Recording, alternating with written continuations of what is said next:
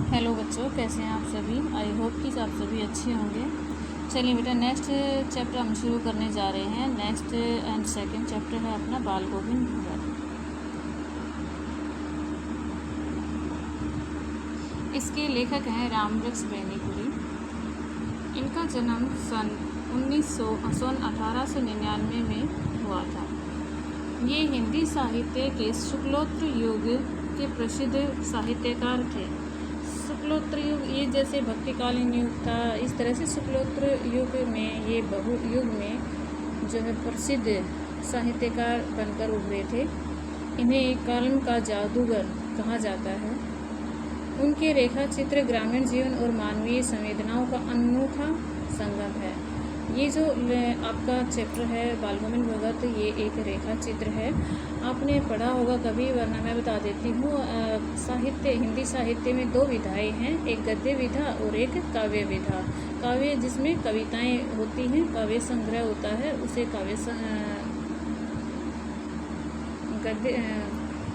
उसे पद्य विधा कहते हैं।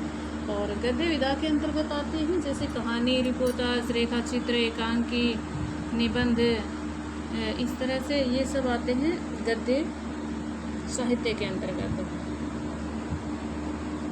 तो उनके इस गद्य साहित्य के रेखा चित्र में ग्रामीण जीवन और मानवीय संवेदनाओं का अनूठा संगम है। इन्होंने अपनी रचनाओं में ग्रामीण जीवन और उसके चलते हुए जो मानव के अंदर जो संवेदनाएं उत्पन्न होती है, उनका एक संगम दिखाया है, वो भी एक अद्भुत तरीके से। अभी जब भी कोई लेखक रचनाएं करता है, अपनी कृतियां करता है, तो बहुत सारी कृतियां करता है जिनमें कुछ रचनाएं उनकी बहुत प्रसिद्ध हो जाती हैं। तो उनमें इनकी माटी के फूल, माटी की मूर्तें, लाल तारा, चिता के फूल और अम्बपाली, इस प्रकार ये इनकी मुख्य रचनाएं रही हैं।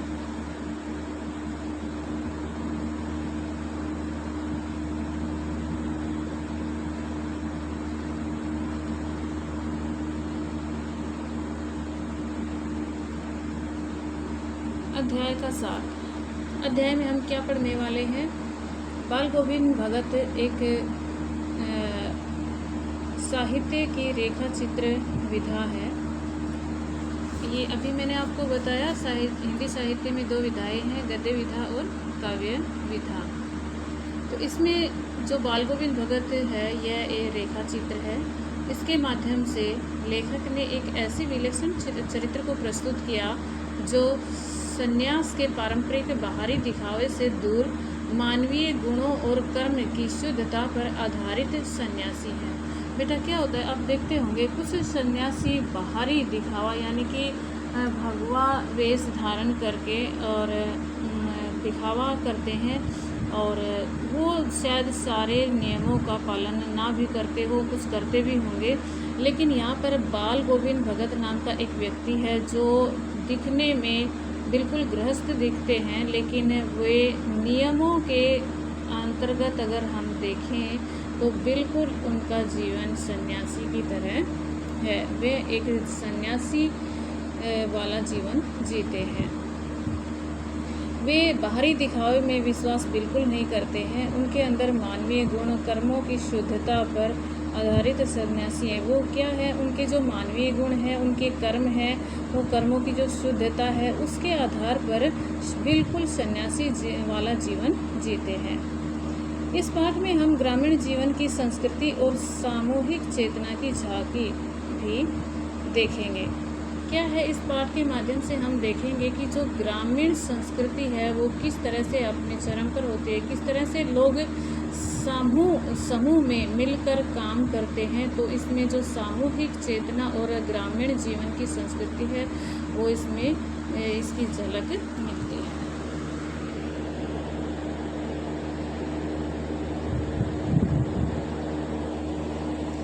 बाल गोविंद भगत जी का व्यक्तित्व के बारे में हम पढ़ते हैं। उनकी आयु है 60 वर्ष से ऊपर है। उनका कद मंझोला क्या होता है, मीडियम कद, ठीक है। उनका रंग गोरा है, चेहरा सफ़ेद, बालों से जगमगाता हुआ, क्योंकि 60 वर्ष के हो चुके थे तो उनके सारे बाल सफ़ेद हो चुके थे। पहनने में वो एक लंगोटी यानी कि बहुत ही कम वस्त्र पहनते थे। सिर पर कबीरपंथी टोपी रखते थे। तिलक नाक के एक छोर से शुरू होने वाला रामानंदी चंदन यानी कि क्या था, चंदन का तिलक लगाते थे जो नाक के जो नीचे वाली नोक है वहाँ से शुरू होकर के पूरे माथे तक चला जाता था, जिसे क्या कहते हैं, रामानंदी तिलक।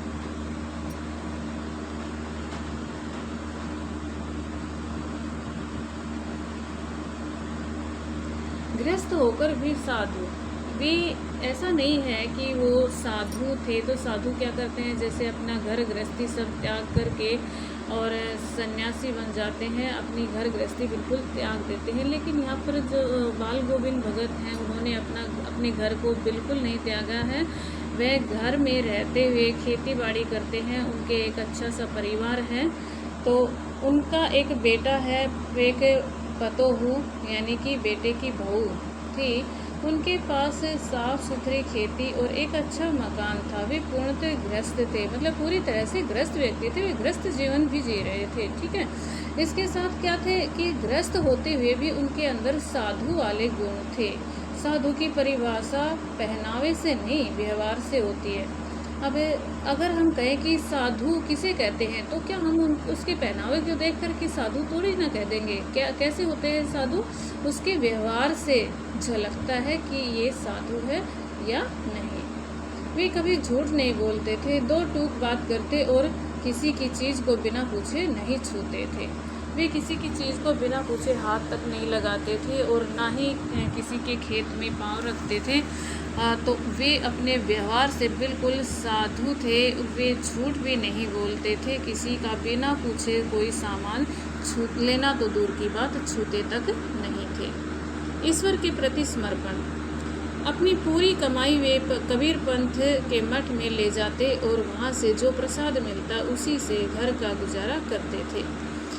उनका कबीर में बहुत ही ज़्यादा विश्वास था। वे सिर पर कबीरपंथी टोपी भी धारण करते थे। जब वे खेती करते तो उनकी खेती से जो भी अनाज पैदा होता था तो उस पूरे अनाज को ले जाकर के कबीर मठ में ले जाकर रख देते थे और वहाँ से उसे जो वापिस प्रसाद स्वरूप जो मिलता था उसी से अपना घर का गुजारा करते थे।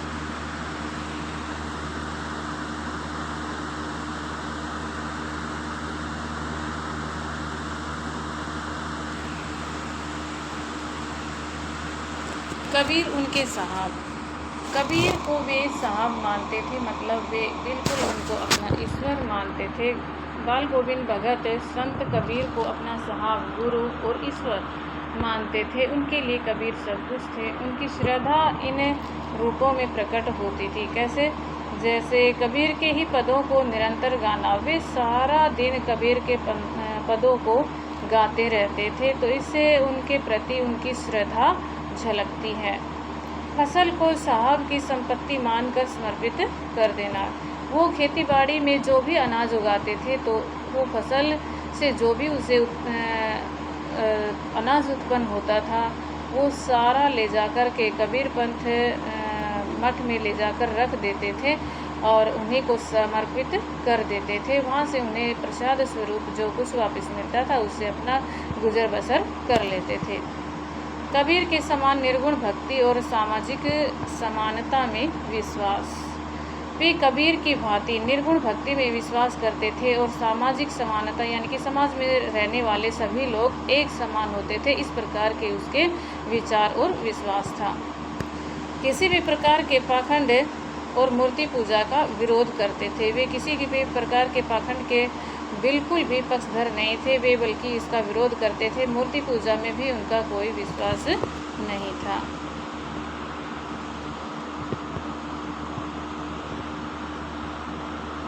संगीत का जादू।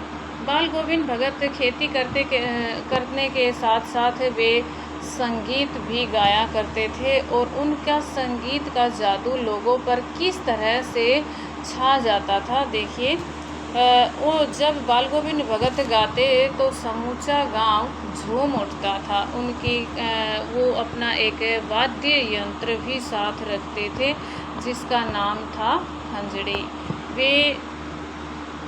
जब संगीत गाते थे तो अपनी खंजरी साथ रखते थे, उसे बजाते और संगीत गीत को गुनगुनाते रहते थे। और सिर्फ गुनगुनाते नहीं थे बल्कि इतने अच्छे स्वर में गाते थे कि सारे गांव के सारे लोग उसे सुनकर मुग्ध मोहित हो जाते थे।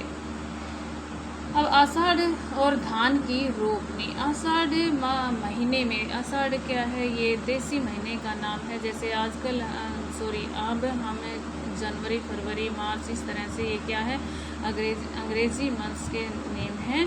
और ऐसे ही अपने जो हिंदू महीनों के नाम हैं वो क्या है, उसमें एक आषाढ़ मंथ आता है जिसमें धान की रोपनी की जाती है, यानी कि धान के जो छोटे छोटे पौधे होते हैं वो खेत में लगाए जाते हैं और इनकी देख रेख करते हुए धान की फसल, ये देखिए इस तरह से पहले धान के पौधे बड़े होते हैं, फिर इस पर बालियां आती हैं, धान आते हैं और फसल जब पक कर के तैयार हो जाती है तो इससे धान निकाल लिया जाता है। इस तरह से जो है खेत में धान के छोटे छोटे पौधों की रोपनी की जाती है।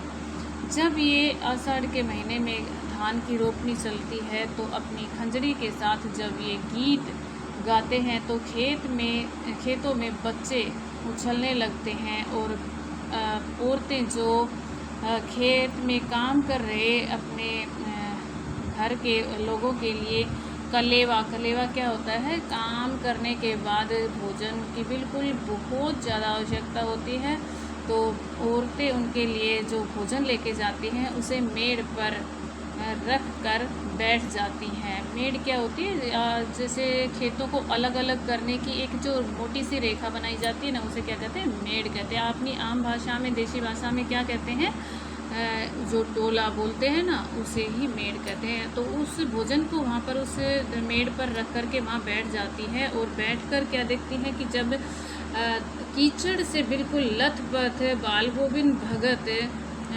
से धान के पौधों की पंक्तिबद्ध रोपनी करते हुए गाते हैं तो संगीत की तरंगें आसमान की ओर तैरती हैं। अब कीचड़ में लथपथ धान की रोपनी के लिए जो खेत तैयार किया जाता है उससे पानी की बहुत ज़्यादा आवश्यकता होती है। जब खेत में बहुत ज़्यादा पानी होगा और मिट्टी भी है तो पानी और मिट्टी मिलकर क्या बन जाता है, कीचड़ बन जाता है। अब उसमें जब लोग काम करेंगे तो उनके पैरों पर कीचड़ मिट्टी लथपथ हो जाती है। तो इस तरह से जब वो मिट्टी से लथपथ शरीर के साथ धान के पौधों की रोपनी करते हुए गीत गाते हैं तो उनकी संगीत की तरंगें आसमान को छूने लगती हैं। उसके संगीत को सुनकर बच्चे उछलने लगते हैं। खेत की मेड़ पर बैठी हुई औरतों के होठ भी थिरकने लगते हैं, अर्थात कुछ उस संगीत को साथ साथ गुनगुनाने लगते हैं। और खेतों में धान की रोपनी करते हुए लोग भी और तेज़ी से काम करने लगते हैं। पंक्तिबद्ध शब्द आया है एक, ये पंक्तिबद्ध क्या होता है, ये धान के पौधों को लाइन में लगाना, पंक्ति में लगाना, ठीक है। ये देखिए मैंने आपको बताया कि संगीत गाते समय वे अपना एक वाद्य यंत्र रखते हैं जिसे खंजरी कहते हैं। ये देखिए ये खंजरी है, ध्यान से देखिए, जिसे आप लोग अपनी आम भाषा में ढपली बोल दिया करते होंगे, इसे क्या कहते हैं, खंजरी कहते हैं। भादों की अंधियारी। भादों भी क्या है, देसी महीनों में एक महीने का नाम है। भादों कब आता है,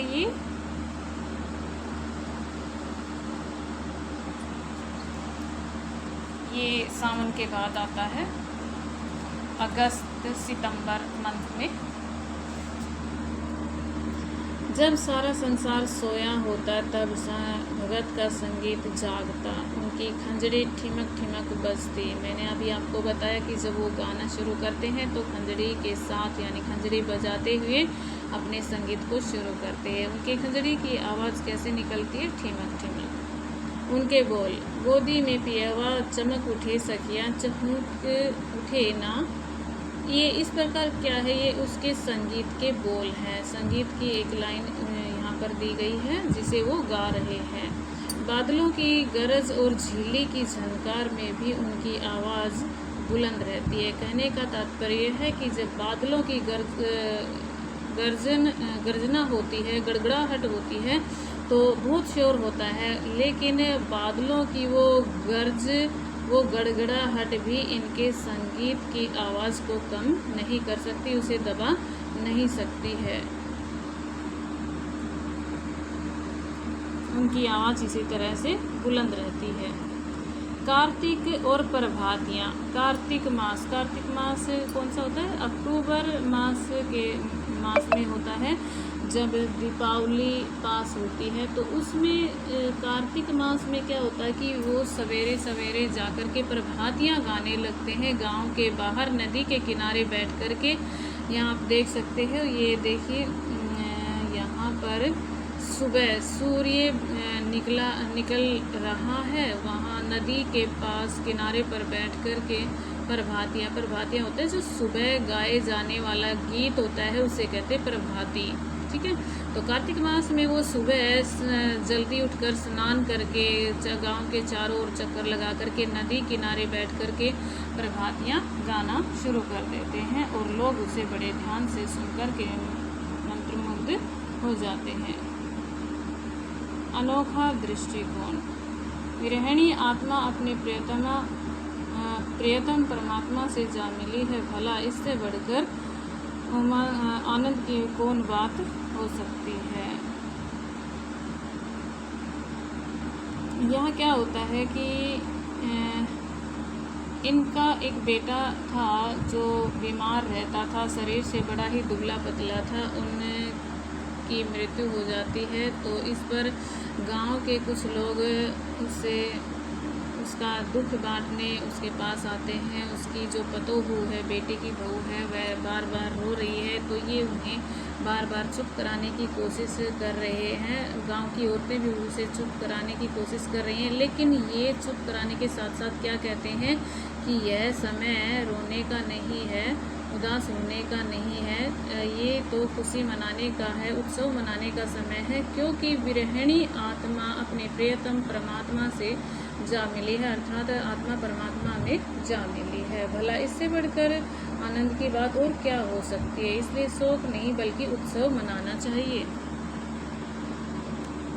तो ये एक इनका अद्भुत दृष्टिकोण था। ये इनका जो है आध्यात्मिक ज्ञान से भी शायद ऊपर उठ कर के बहुत ही बड़ा दृष्टिकोण था। जो इस बात को समझ जाता है वो समझ लो उसे अंतर्ज्ञान हो गया है। अंतिम विदाई का दृश्य इनके बेटे की बात कही गई के बारे में है। सफ़ेद वस्त्र। बेटे को आंगन में एक चटाई पर लेटाया, उस सफ़ेद कपड़े से ढक दिया और कुछ फूल बिखेर दिए, जैसे कि परंपरा के अनुसार ये सब होता है। दीपक और कीर्तन। सिरहाने एक चिराग मतलब दीपक जलाया गया और ज़मीन पर ही आसन जमाए गीत गाए चले जा रहे थे। कहने का अर्थ क्या है कि जो इनकी दैनिक दिनचर्या थी कि बिल्कुल उसी तरह से ये रोज़ की तरह ही ज़मीन पर आसन लगा कर के गीत गाए चले जा रहे हैं। इनका गीत आज भी रुकने का नाम नहीं ले रहे हैं। बहू को ढांढस, यानी कि ढांढस मतलब दिलासा देते हैं, इनका धीर भंगाते हैं। अपनी रोती हुई बहू से कहते हैं कि यह विलाप नहीं, आत्मा के मिलन का अवसर है, इसलिए शोक मनाने का नहीं बल्कि उत्सव मनाने का समय है, इसलिए रोना नहीं है।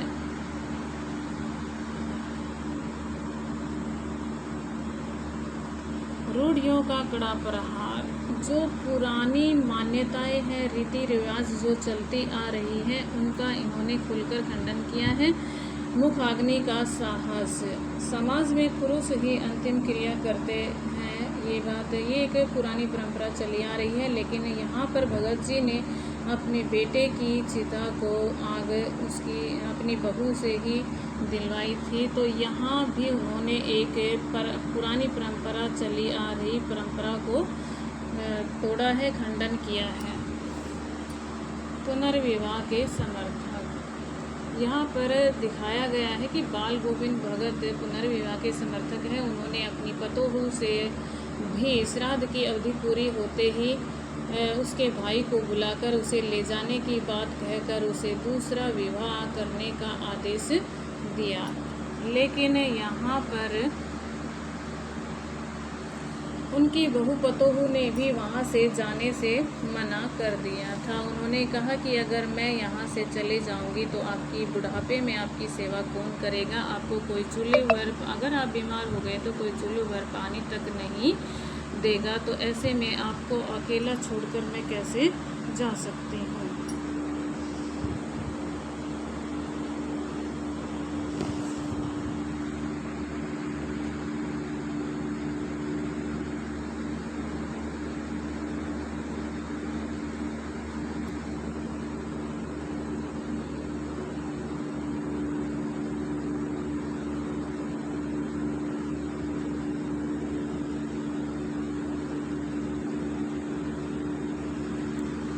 तो ऐसे में उनके पतोह भी वहाँ से जाने से मना कर देती है। लेकिन ये अपने निश्चय के पक्के थे। इन्होंने कहा कि तू यहाँ से जाती है या फिर मैं ही घर छोड़कर चला जाऊँ। तो मजबूर होकर उसकी बहू को वहाँ से जाना पड़ा।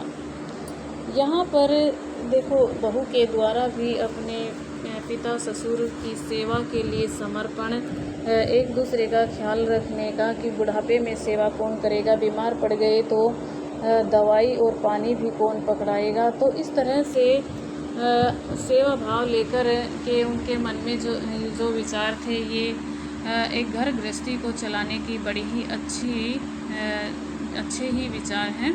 और यहाँ पर बाल गोविंद भगत भी उसके पूरे जीवन के बारे में सोचते हुए उसे वहाँ से चले जाने का आदेश देते हैं। निधन एक संगीत का अंत। भगत जी की मृत्यु भी उनके व्यक्तित्व के अनुरूप शांत रही।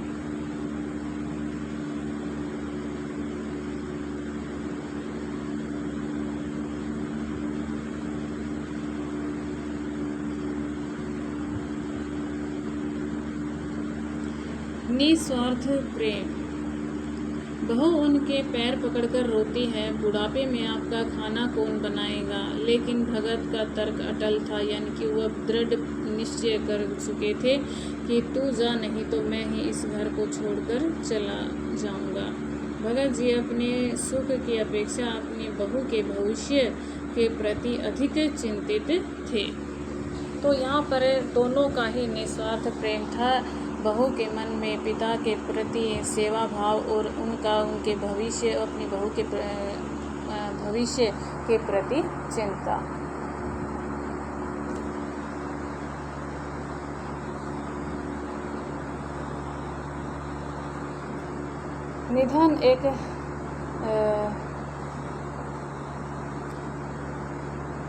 निधन एक संगीत का अंत।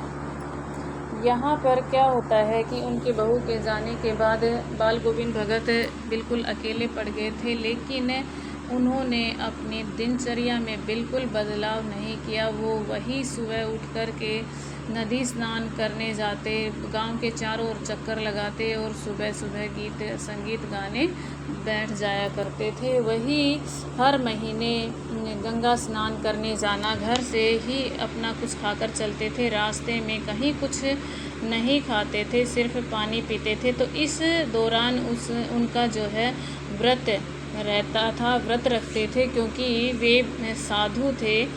तो साधु को जो है साधु वाला जीवन जी रहे थे, साधु नहीं थे, इसलिए वो भिक्षा भी नहीं मांग सकते। भिक्षा मांगने का हक नहीं है, क्योंकि गृहस्थ व्यक्ति थे और गृहस्थ व्यक्ति को भीख मांगने का भी हक नहीं है, क्योंकि वह कमाकर खा सकता है। इसलिए दोनों ही स्थिति में उन्होंने रास्ते का कुछ भी खाने का नहीं सोचा। तो इस तरह से वो जब भी गंगा स्नान करने जाते थे, उसमें उसको 4 से 5 या 6 दिन लग जाते थे। और इस दौरान वे अपना उपवास ही रखते थे, अपने घर वापस आकर ही कुछ खाया करते थे। लेकिन अब क्या हुआ, एक दिन वो बहुत ही थक गए थे। अब लास्ट टाइम जब उन्होंने गंगा स्नान जाकर वापस आए, तो इस बार उनकी तबीयत कुछ ख़राब सी हो गई थी, उन्हें थोड़ा बुखार भी आया था। तो पास पड़ोस के लोगों ने उन्हें आराम करने के लिए कहा, उनसे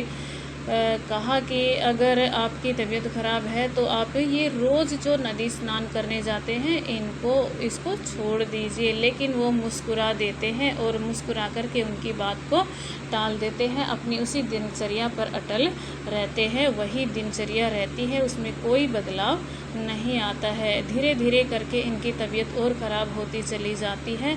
लेकिन एक दिन क्या होता है कि लोगों को उनके संगीत की आवाज़ सुनाई नहीं देती है। तो क्या देखते हैं कि भगत जी की मृत्यु भी उनके व्यक्तित्व के अनुरूप शांत रही। हर वर्ष की भांति वे गंगा स्नान के लिए 30 कोस पैदल गए। उपवास और कबीर के पदों का गायन अंत तक जारी रहा। बुखार होने पर भी उन्होंने अपना नियम नहीं छोड़ा और एक दिन भी भोर में लोगों ने जब गीत नहीं सुना जाकर देखा तो केवल उनका खंजर यानी कि मृत शरीर पड़ा था। अब जब लोगों को उनके संगीत की आवाज़ सुनाई नहीं दी तो लोगों ने उनके घर जाकर देखा तो क्या कि अब जो है बाल गोविंद भगत नहीं रहे थे। साधु बनाम बाल गोविंद भगत। अच्छा, साधु की क्या विशेषताएं होती हैं? जो पारंपरिक साधु होते हैं वो क्या होते हैं कि वो अक्सर अपना घर गृहस्थी को त्याग देते हैं, अपने घर को त्याग देते हैं, भिक्षा मांगकर अपना पेट भरते हैं, गुजारा करते हैं। वस्त्रों के नाम पर भगवा वस्त्र पहनते हैं, बहुत ही कम वस्त्र धारण करते हैं। सिर पर जटाएं क्या होते हैं? बाल जो लंबे लंबे कर लेते हैं उन्हें कहते हैं जटाएं रख लेते हैं। सामाजिक नियमों का पालन करते हैं। और बाल गोविंद भगत की साधु होने के क्या नियम और तरीके थे? वो घर परिवार में ही रहते थे। साधु बनने के लिए उन्होंने अपने घर को नहीं छोड़ा था। वे भिक्षा मांगते नहीं थे, भिक्षा मांगकर पेट नहीं भरते थे, बल्कि अपनी खेती में परिश्रम करके और मेहनत से अपना जीवन चलाते थे। साधारण लंगोटी और कबीरपंथी टोपी यानी कि वस्त्र तो कम ही पहनते थे लेकिन फिर भी पहनते थे। मानवता हेतु नियमों को तोड़ना। ऐसा कोई नियम नहीं है कि सामाजिक नियमों का पालन किया जाए, लेकिन वे नियम ही समाज में रहने वाले लोगों को यदि तकलीफ देते हैं तो ऐसे नियमों का पालन बिल्कुल भी आवश्यक नहीं है, बल्कि मानव हित के लिए अगर नियमों को तोड़ना भी पड़ जाए तो तोड़ देना चाहिए।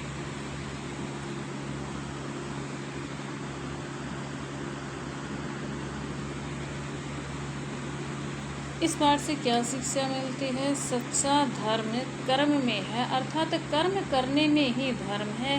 कर्म करते रहिए। दिखावा तो सच्चा धर्म कर्म में है, दिखावे में नहीं। इसलिए हमें सच्चे मन से अपने कर्म को ही प्राथमिकता देनी चाहिए। हमें दूसरों के प्रति सहानुभूति भी रखनी चाहिए। सामाजिक सुधार के लिए आप स्त्री शिक्षा की ओर एक कदम बढ़ा सकते हैं, उसमें अपना योगदान दे सकते हैं। विधवा विवाह के लिए प्रचार प्रसार किया जा सकता है, विधवा विवाह को बढ़ावा दिया जा सकता है और पुरानी गलत मान्यताओं को मानव हित के लिए तोड़ना आवश्यक है। समता मतलब समानता और बराबरी। सुख और दुख दोनों ही स्थितियों में समान रहकर ईश्वर पर विश्वास रखना चाहिए। ऐसा नहीं है कि सुख के दिन होते, सुख की स्थिति होती है तो मनुष्य को सब कुछ भूल कर एक जो है यूँ कहें कि एक एटीट्यूड में नहीं कभी आना चाहिए और दुख में कभी हिम्मत नहीं हारनी चाहिए, क्योंकि सुख दुख एक ही सिक्के के दो पहलू हैं। कभी सुख तो कभी दुख। सुख है तो उसके बाद दुख और दुख है तो उसके बाद सुख अवश्य आता है और ये ईश्वर के ही दिए हुए दोनों हैं। इसलिए ईश्वर में विश्वास रखना चाहिए।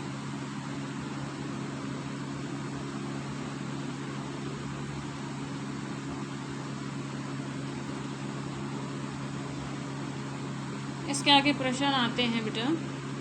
बाल गोविंद भगत का रेखा चित्र प्रस्तुत कीजिए। तो बाल गोविंद भगत का रंग गोरा था, मंझोले कद के थे, 60 वर्ष के थे, शरीर पर बहुत कम कपड़े रखते थे, सिर पर बाल कबीरपंथी टोपी पहनते थे। उनका जीवन बिल्कुल गृहस्थ था, खेतीबाड़ी करते थे, परिश्रम से अनाज या फसल उगाते और उससे जो कुछ मिलता कबीरपंथ मठ में ले जाकर के प्रसाद स्वरूप जो मिलता उससे अपना गुजर बसर करते थे।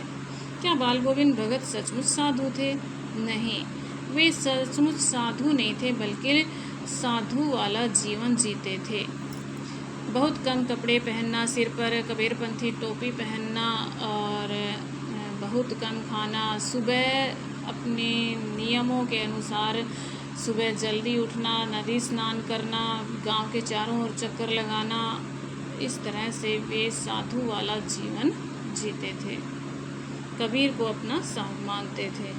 जब बाल गोविंद भगत संगीत गाते थे तो खेत में काम कर रहे लोगों में क्या हलचल मच जाती थी। जब बाल गोविंद भगत खेतों में धान की रोपनी करते हुए जब संगीत गाते थे तो उनके गीतों के सुरों को सुनकर के लोगों के हाथ और जल्दी चलने लग जाते थे। भोजन लेकर आई हुई औरतों के होठ भी कुछ गाने के लिए थिरकने लगते थे, बच्चे वहाँ पर उछलने लग जाते थे। अगला क्वेश्चन है, बाल गोविंद भगत कबीर को क्या मानते थे? तो बाल गोविंद भगत यहाँ पर गोविंद की जगह गोविंद लिखा गया है, तो यहाँ पर क्या है, ये बाल गोविंद भगत कबीर को क्या मानते थे? बाल गोविंद भगत इस कबीर को साहब मानते थे, अपना ईश्वर, अपना गुरु, अपना सब कुछ मानते थे। अगर इसके साथ आपके भी अगर कोई क्वेश्चन है तो आप मुझसे ज़रूर पूछें। इसके साथ आपका ये अध्याय पूरा होता है बच्चों। धन्यवाद।